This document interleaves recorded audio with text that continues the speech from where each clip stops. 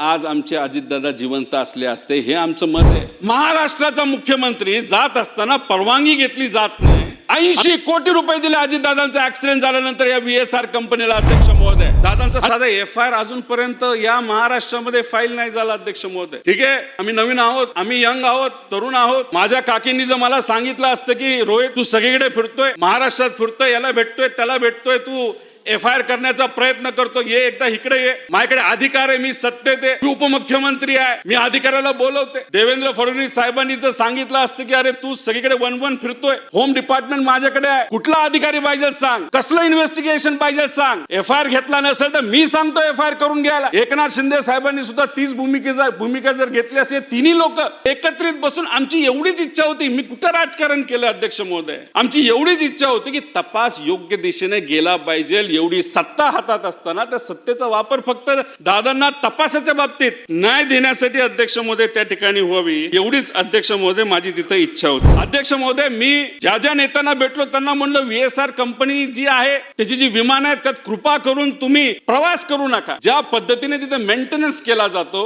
त्याच्यात जर आपण बघितलं कधीही कुठेही ऍक्सिडेंट होऊ शकत नाही, होऊ शकतो। अध्यक्ष महोदय, सेलिब्रिटी जातात, राजकीय लोक जातात, अधिकारी जातात, क्रिकेटर जातात, सगळे जातात, आणि पण जर उद्या जाऊन एखादा ऍक्सिडेंट त्या ठिकाणी झाला तर त्याच्यामध्ये कोणाचं नुकसान होणार, तर या राज्याचं आणि देशाचं अध्यक्ष महोदय त्या ठिकाणी नुकसान होणार आहे। अध्यक्ष महोदय, दादांचा ज्या विमानात ऍक्सिडेंट झाला ते अख्खं विमान हे चेकलिस्ट विकत नाही घेतलं अध्यक्ष महोदय, हे कॅशली विकत घेतलेलं आहे, कुठेही डॉक्युमेंट नाहीत। आम्ही ईडीला पत्र लिहिलंय, आम्ही CBI ला पत्र लिहिलेलं आहे, DGCA ला लिहिलेलं आहे, अक्षरशः इल्लीगल पद्धतीने हे विमान घेतलं होतं आणि तेच विमान हे दादांना का देण्यात आलं असा प्रश्न अध्यक्ष महोदय आम्ही त्या ठिकाणी विचारला, पण अजूनपर्यंत उत्तर तरी त्या ठिकाणी मिळालं नाही।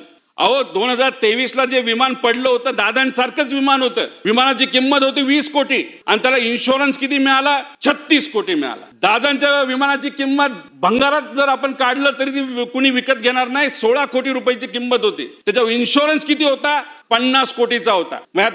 नफाखोरी करायची होती का, 210 कोटीचा त्याच्यामध्ये लायबिलिटी इन्शुरन्स होता। इन्शुरन्सचा पैसा VSR ला जाण्यापेक्षा या पिंकी माळीच्या कुटुंबाला, या विदीप जाधवच्या कुटुंबाला, या पाठक ज्या को पायलट होत्या त्यांच्या कुटुंबाला जायला काय हरकत आहे अध्यक्ष महोदय, पण याच्यात कुणी तपास करतंय का, याच्यात कुणी चर्चा करतंय का? आम्ही जेव्हा या परिवाराशी त्या ठिकाणी बोलतोय तेव्हा परिवारातील लोक म्हणतात आमच्यापर्यंत सरकारकडनं अजून कुणी संपर्क केलेला नाही, फक्त केला तो 5 लाख रुपयासाठी। आणि संपर्क करायला सुरुवात करा, आपलीच मराठी माणसे ज्या दुर्दैवाने आपल्या बरोबर नाहीत। दादांसाठी आम्ही प्रयत्न करतोय, पण ह्यांच्यासाठी सुद्धा अध्यक्ष महोदय त्या ठिकाणी प्रयत्न केला पाहिजे। अध्यक्ष महोदय, जेव्हा एकनाथ शिंदे साहेब हे मुख्यमंत्री होते या राज्याचे, त्या VSR कंपनीच्या विमानामध्ये दावोसला जात होते। दावोसला जात असताना बहरीनला पेट्रोल भरण्यासाठी ते थांबले, तिथून जेव्हा त्यांनी टेक ऑफ केला तेव्हा त्यांना इराण आणि इराकमध्ये थांबवण्यात आलं, सांगण्यात आलं अजून 5 मिनिटं तुम्ही जर हवेत राहिला तर तुमचं विमान आम्ही खाली पाडू। ह्याच्याकडे पुरावे आहेत माझ्याकडे अध्यक्ष महोदय, हे पुरावे मी एका ठिकाणी आणलेले आहेत। अहो, जेव्हा एखादं विमान भारताच्या बाहेर जात असतं, ज्या एअर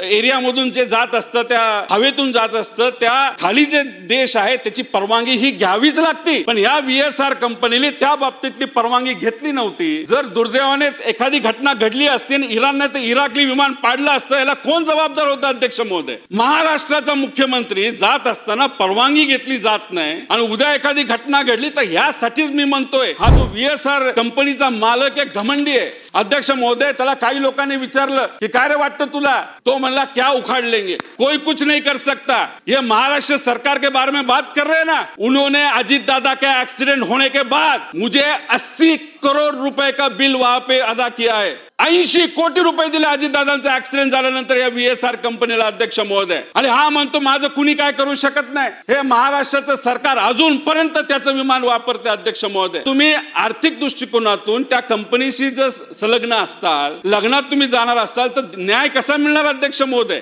VSR 2023 ला त्याचा ऍक्सिडेंट झाला होता, VSR ला कुठला धंदा तिथं अध्यक्ष महोदय मिळाला नसता, म्हणून हे अख्खं टेंडर कॅन्सल झालं का हा VK सिंग मंत्रालयात आपल्या महाराष्ट्रामध्ये येऊन अधिकाऱ्यांसमोर त्यांनी गोंधळ घातला। आप मेरा टेंडर कैसे कैंसिल कर सकते हो, आप मुझे कैसे काम नहीं दे सकते, असं काही ते गोंधळ घातल्यानंतर हे अख्खं टेंडर कॅन्सल झालं। हे टेंडर कॅन्सल झालं नसतं तर अध्यक्ष महोदय आज आमचे अजितदादा जिवंत असले असते, हे आमचं मत आहे। कुठं राजकारण करतोय आम्ही?